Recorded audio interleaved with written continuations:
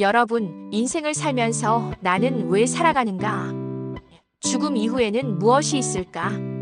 이런 질문을 해본 적 있으신가요? 오늘은 삶의 의미와 영원한 생명을 전하는 복음의 이야기를 나누려 합니다. 4가지 단순한 원리를 통해 하나님이 우리에게 주신 놀라운 소식을 전해드리겠습니다.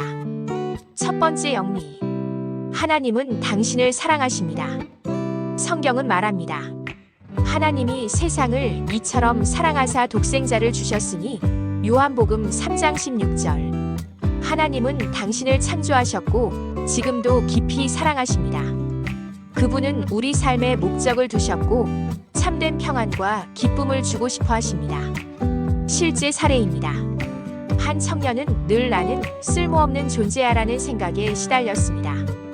하지만 하나님은 너를 사랑한다는 메시지를 들었을 때 그는 처음으로 자신의 존재가 귀하다는 사실을 깨달았다고 고백했습니다. 두 번째 영리. 인간은 죄로 인해 하나님과 단절되었습니다. 하지만 문제는 죄입니다. 우리는 모두 하나님을 떠나 자기 중심적으로 살고 있습니다.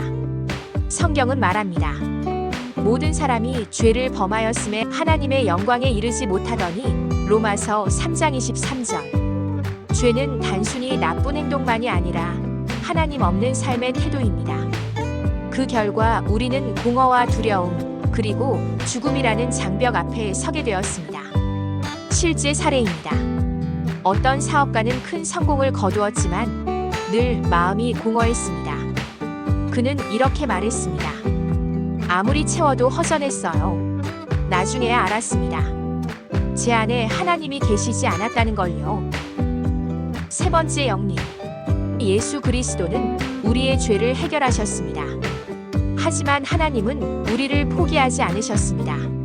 그분은 아들 예수 그리스도를 이 땅에 보내셨습니다. 예수님은 십자가에서 우리의 죄를 대신 지셨고 죽음을 이기고 부활하셨습니다. 성경은 말합니다. 우리가 아직 죄인 되었을 때에 그리스도께서 우리를 위하여 죽으심으로 하나님께서 우리에 대한 자기의 사랑을 확증하셨느니라. 로마서 5장 8절. 실제 사례입니다. 어떤 여성은 죄책감 때문에 늘 고개를 들지 못했습니다. 하지만 십자가의 복음을 들은 후 눈물을 흘리며 이렇게 고백했습니다. 예수님이 나를 위해 죽으셨다니 이제 나는 용서받았어요. 제 삶은 새로워졌습니다. 네 번째 영리. 우리는 예수님을 영접해야 합니다. 하지만 이 복음은 단순히 지식으로만 끝날 수 없습니다. 예수님을 내 구주, 내 주님으로 영접해야 합니다. 성경은 말합니다. 영접하는 자, 곧 그 이름을 믿는 자들에게는 하나님의 자녀가 되는 권세를 주셨으니 요한복음 1장 12절. 예수님을 믿고 마음 문을 열 때 하나님은 우리 안에 들어와 새로운 삶을 주십니다. 실제 사례입니다. 한 청년은 방황 끝에 이렇게 기도했습니다. 주님, 제 인생을 맡깁니다.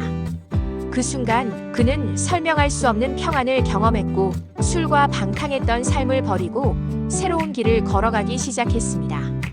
결론, 변화의 이야기와 초대입니다. 친구 여러분, 이것이 사형리입니다. 하나님은 당신을 사랑하십니다. 하지만 우리는 죄로 인해 하나님과 단절되었습니다. 그러나 예수님이 우리의 죄값을 대신 치르셨습니다. 그리고 우리는 그분을 믿고 영접해야 합니다. 이것은 단순한 교리가 아니라 수많은 사람들의 삶을 바꾼 실제 이야기입니다. 혹시 당신 마음에도 공허함과 두려움이 있나요? 지금 이 순간 예수님을 마음에 영접할 수 있습니다. 간단한 기도로 시작해 보세요. 예수님, 저는 죄인입니다. 제 삶에 들어와 저를 용서하시고 주님이 원하시는 삶으로 이끌어 주세요. 예수님의 이름으로 기도합니다. 아멘. 이 기도를 진심으로 드렸다면 하나님은 이제 당신을 자녀로 맞아주셨습니다. 묵묵히 이어지는 많은 증인들의 고백처럼 오늘이 바로 새로운 인생의 시작이 될 수 있습니다.